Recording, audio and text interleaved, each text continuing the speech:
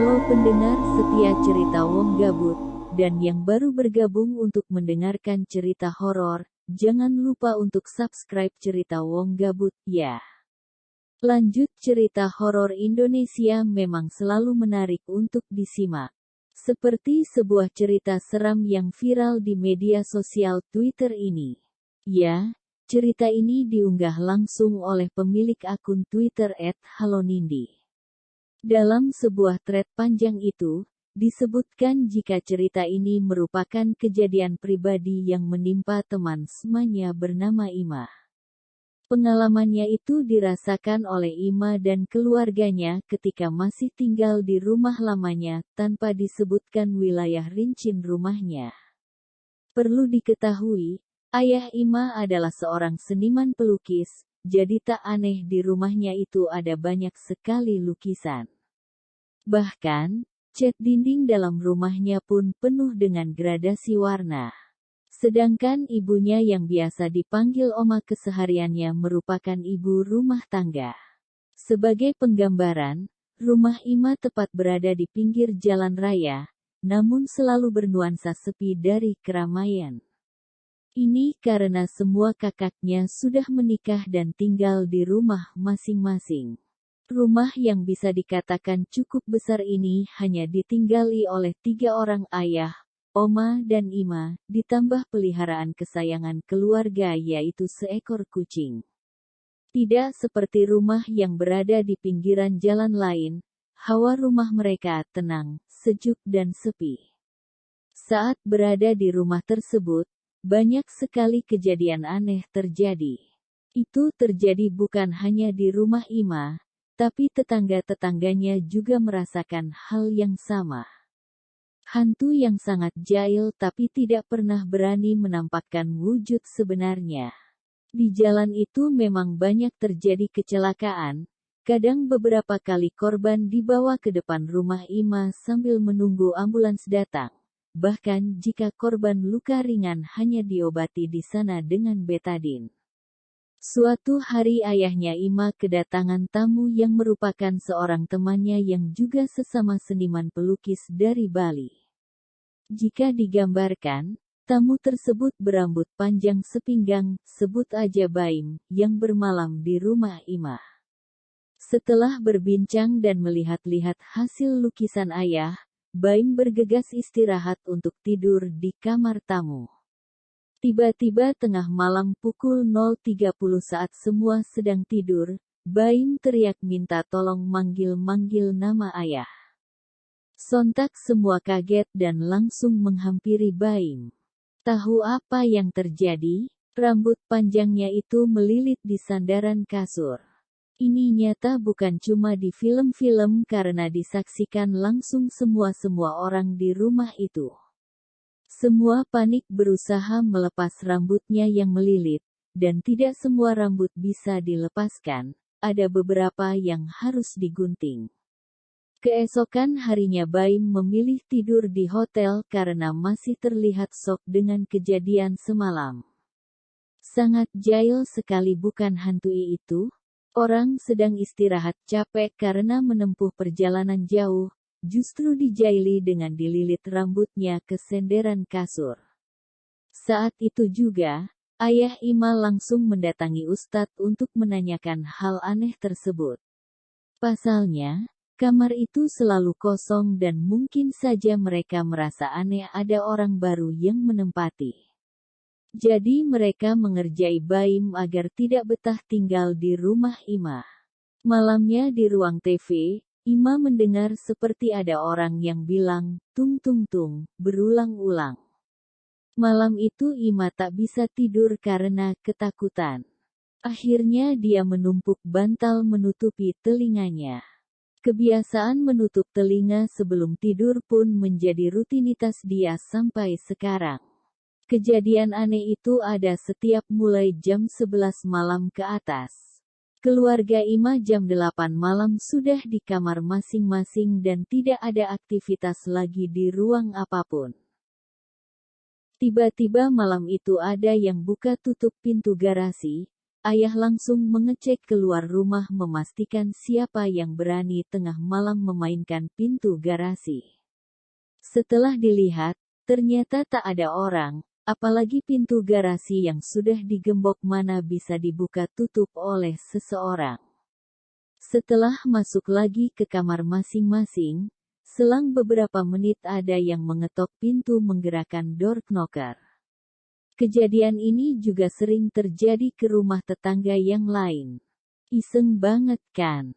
Pernah juga kejadian saat sang pengunggah cerita yakni Nindi yang sempat menginap di rumah Ima saat masih kuliah di jurusan broadcast. Sambil menggarap tugas dan mengedit video, Nindi, Ima dan teman-teman lainnya asik bercengkrama sebelum tidur. Mereka semua tidur di ruang TV, karena jika tidur di kamar Ima tak akan muat dan tak ada yang berani tidur bahkan masuk ke kamar tamu. Saat itu, mereka tidur sangat larut karena terlalu asyik bermain game. Salah satu dari mereka, yakni Yeye minta untuk menyalakan terus TV karena takut mendengar hal-hal yang mengerikan. Posisi Nindi waktu itu tidur di tengah, entah mengapa susah sekali untuk tidur. Nindi merasa ada yang memperhatikannya dari arah halaman belakang.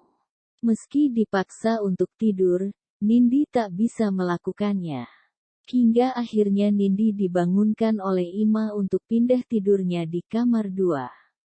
Sedangkan yang lain di ruang TV, paginya mereka baru sadar kalau Nindi dan Ima tidur di kamar berdua. Jujur, Nindi jika mandi lama sekali, tapi kalau di rumah Ima dia tak bisa lama-lama, soalnya ia merasa ada yang memperhatikannya terus apalagi ketika wajahnya sedang menggunakan facial wash. Suatu hari, ayah Ima ada pameran lukis keluar kota, jadi Ima tidur bersama ibu di kamar 2. Malam itu ponsel ibu ada di ruang TV. Besok pagi, ayah Ima menelpon dan menanyakan ada apa nelpon semalam. Padahal pada saat malam itu ibu Ima tak pegang ponsel sekalipun. Malam selanjutnya, ponsel ibu Ima seperti biasa ada di ruang TV dan tiba-tiba saja berdering. Sontak, ibu membangunkan Ima minta diantar untuk bawa ponselnya, tapi Ima menolak karena teleponnya juga mati. Ima pikir itu dari orang yang tak penting. Kemudian ponsel ibu berdering lagi, tapi tetap ibu dan Ima lebih memilih tidur karena takut mengambil ponselnya. Besok pagi, ketika mengecek ponsel, ternyata tidak ada panggilan satu pun malam itu. Jadi siapa yang berani mainkan ponsel ibu? Setelah itu, sore harinya Ima sedang asik nonton TV bersama ibunya, kemudian ada suara aneh. Terdengar gretek-gretek-gretek dari dapur seperti ada yang buka tutup tempat beras. Kemudian ibu berbicara seperti memperingatkan.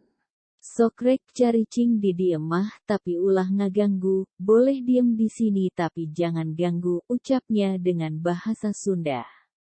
Suara aneh itu justru semakin keras, Ima dan ibu pun langsung berlari ke kamar ketakutan. Tapi mereka akhirnya justru tertawa karena melihat tingkah laku mereka yang bisa dibilang lucu. Suara itu berhenti dan disusul suara siulan, arah suara dari ruang TV. Siapa yang bersiul? Padahal hanya berdua di rumah. Singkat cerita, karena beberapa hal dan lainnya, keluarga Ima memilih pindah rumah dan menjual rumah itu. Setelah seharian packing barang-barang untuk pindahan, Ima tidur di kamar 2 bersama ibunya dan ayahnya tidur di kamar 1 sendirian. Malam itu pukul 11 tiba-tiba ada suara seperti piloks yang dikocok-kocok di ruang TV. Ibu Ima pun membangunkan Ima mengajak untuk pindah ke kamar 1 karena suaranya berulang semakin keras. Saat keluar kamar ingin pindah ke kamar 1, tiba-tiba toples yang sudah dibereskan di dalam keranjang besar berhamburan seperti dilempar-lempar. Benar saja besoknya berantakan sekali. Seolah mereka seperti memberikan salam perpisahan pada Ima dan ibu.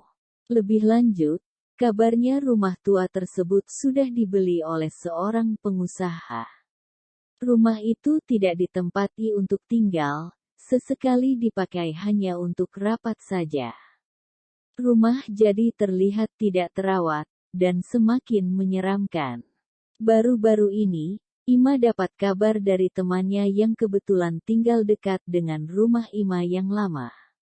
Suatu hari kakeknya, sebut aja Aki, sedang mencari belut di sawah. Nah ceritanya, Aki ini merasa kelelahan dan memutuskan istirahat di depan rumah kosong itu, rumah Ima. Aki meluruskan kakinya sembari bersandar dan sesekali topinya dikipas-kipas.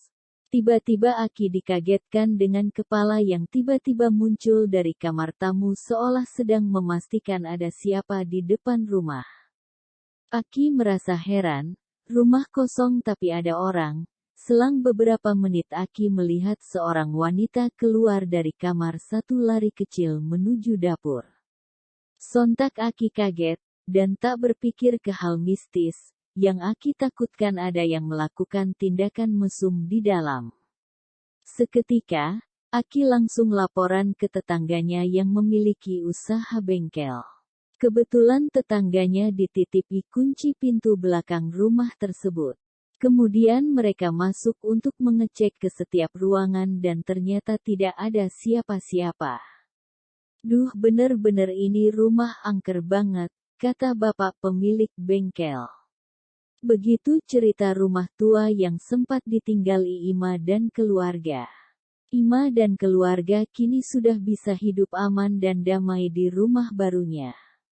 Dari kisah horor di atas kita bisa mengambil pesan bahwa dimanapun kita berada pasti selalu ada saja mereka. Terima kasih sudah mendengarkan cerita Wong Gabut. Jangan lupa untuk subscribe channel cerita Wong Gabut. Dadah.